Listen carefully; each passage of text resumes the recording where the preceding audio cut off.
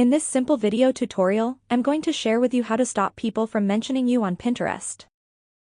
This helps in maintaining privacy and control over your online presence.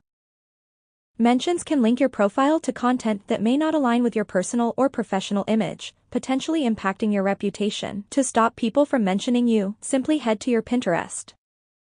On your homepage, tap onto your profile icon and head to your profile page. Select on Social Permissions and Activity.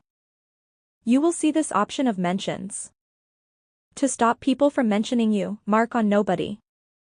You will never receive notifications of someone mentioning ever again. This reduces the chance of unwanted attention or association with topics you don't endorse. That's how easy it is to stop mentions on Pinterest. If you have any questions, just let me know in the comments section down below. Please don't forget to leave a like, share and subscribe for more video tutorials like this one.